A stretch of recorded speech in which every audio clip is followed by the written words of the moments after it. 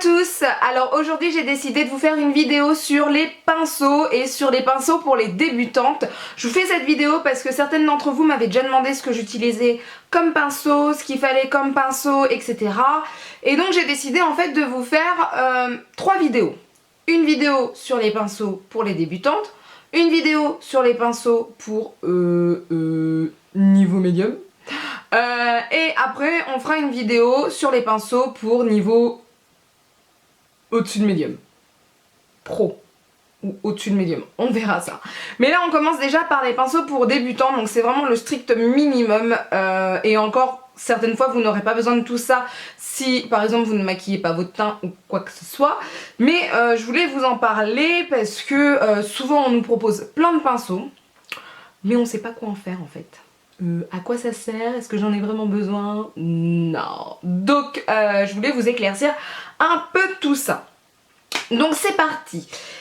On va commencer par le teint. Donc pour le teint, pour le fond de teint liquide, moi ce que je préconise c'est ce genre de pinceau, donc plat.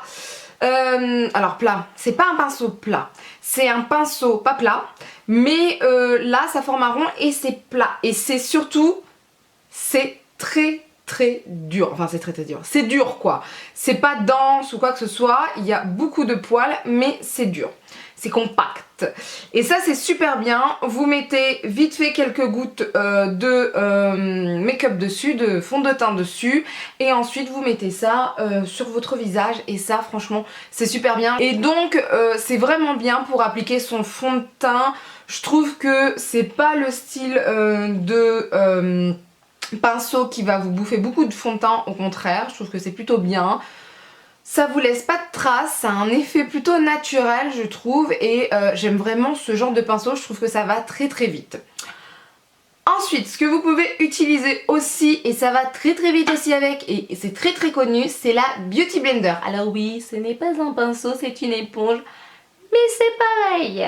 La Beauty Blender, comment vous dire, et ben celui qui l'a inventé ou celle qui l'a inventé, c'est un peu Einstein quoi, c'est-à-dire que la personne a tout compris.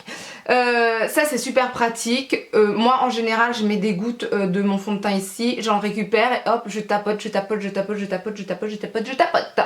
Ça donne un rendu super naturel. Par contre je trouve que ça mange un peu plus de, enfin ça absorbe un peu plus de fond de teint, donc il y a un peu plus de perte, mais je trouve l'effet trop bien. Ça c'est tip top, ça vous fait tout en fait, le fond de teint, l'anti-cerne, le contouring, mais bon on est au niveau débutant, pas de contouring s'il vous plaît, non.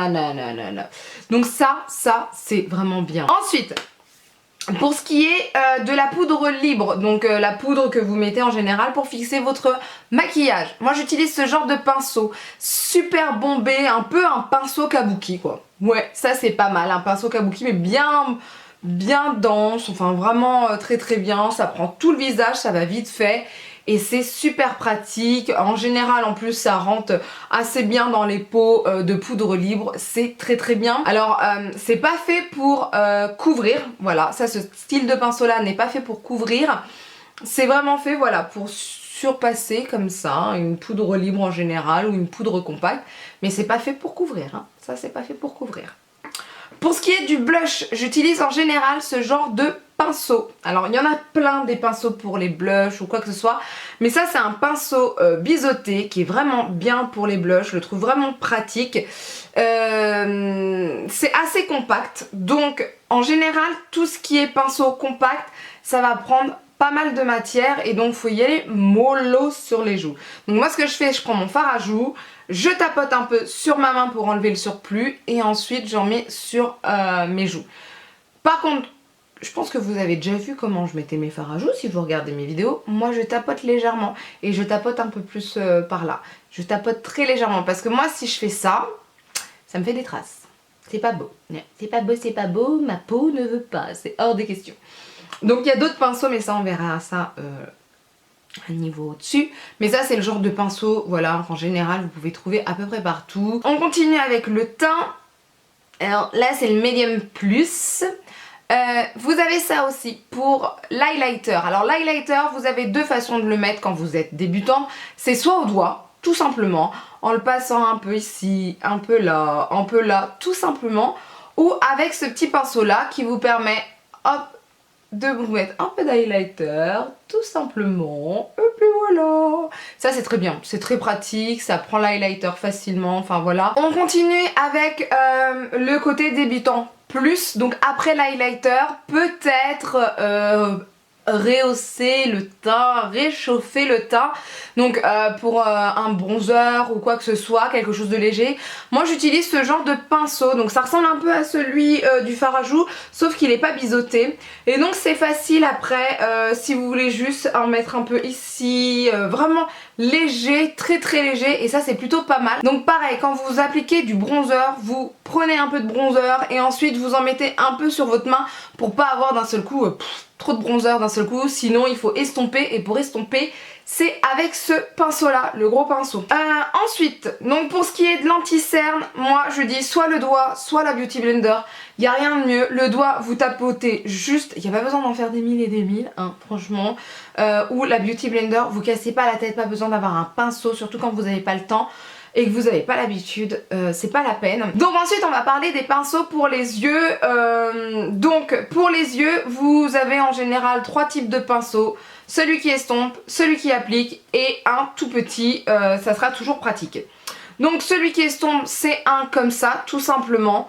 Donc c'est quelque chose, voilà, avec des poils assez denses, c'est assez facile d'application, ça floute, tout ça, c'est ce qui va vous permettre en fait de faire votre creux ou tout simplement d'estomper au niveau du creux, tout simplement.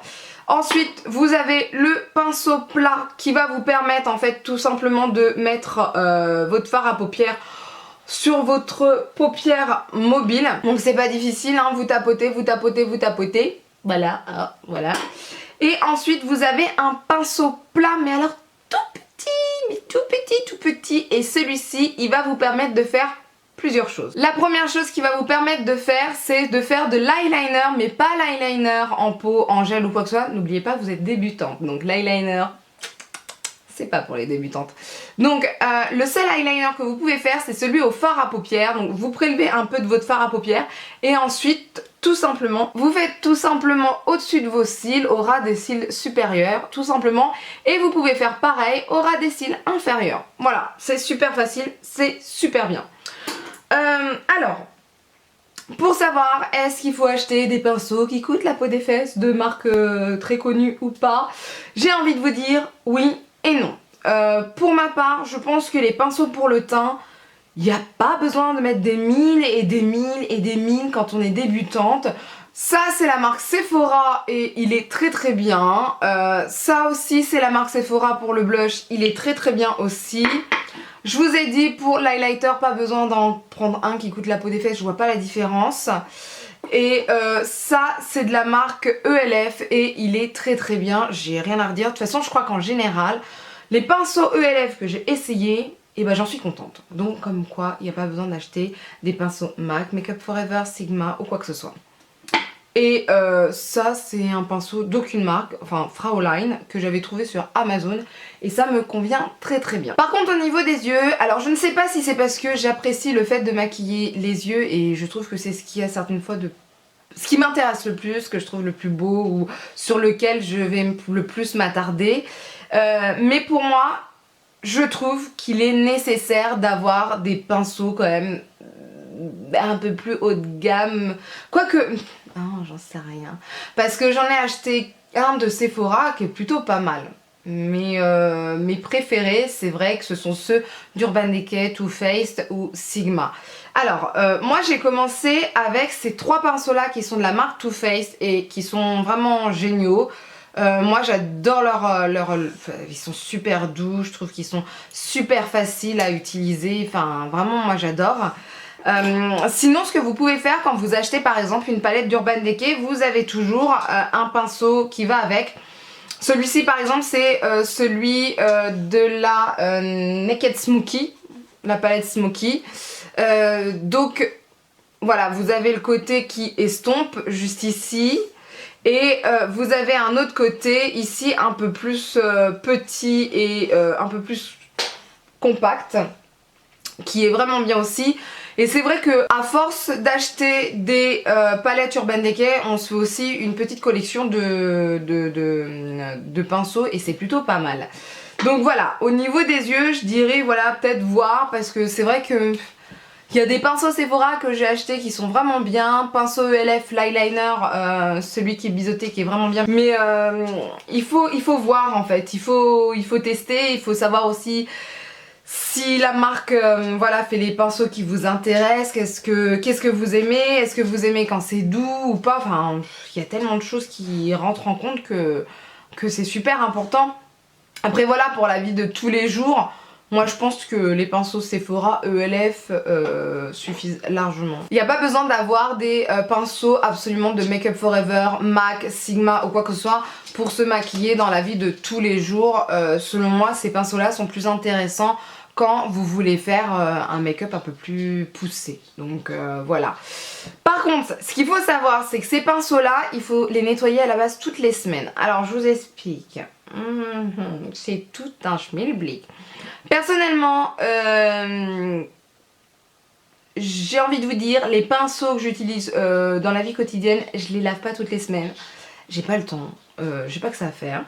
Donc en général, soit vous avez des sprays, d'ailleurs chez Sephora ils en vendent, chez ELF aussi. Vous avez des sprays qui vous permettent de nettoyer les pinceaux. Donc en fait vous mettez ça sur un sopalin et ensuite vous mettez votre pinceau sur le sopalin imbibé de ce produit. Et puis vous tournez comme ça, ça vous enlève en fait le surplus de maquillage qu'il y avait sur votre pinceau, ce qui est plutôt pas mal. Moi ce que je fais aussi, c'est que j'utilise des lingettes pour bébé.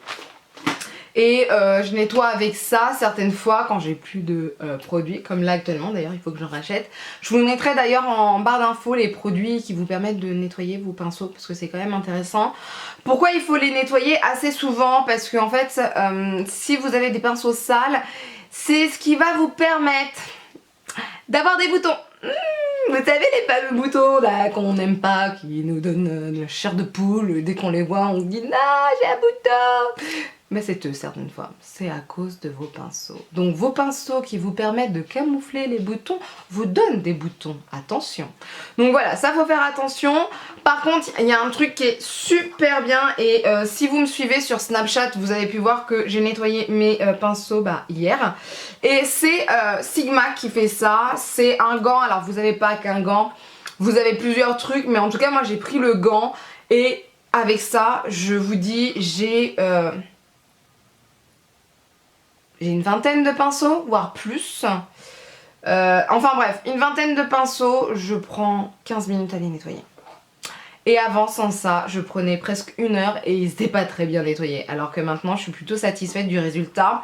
C'est un truc de fou.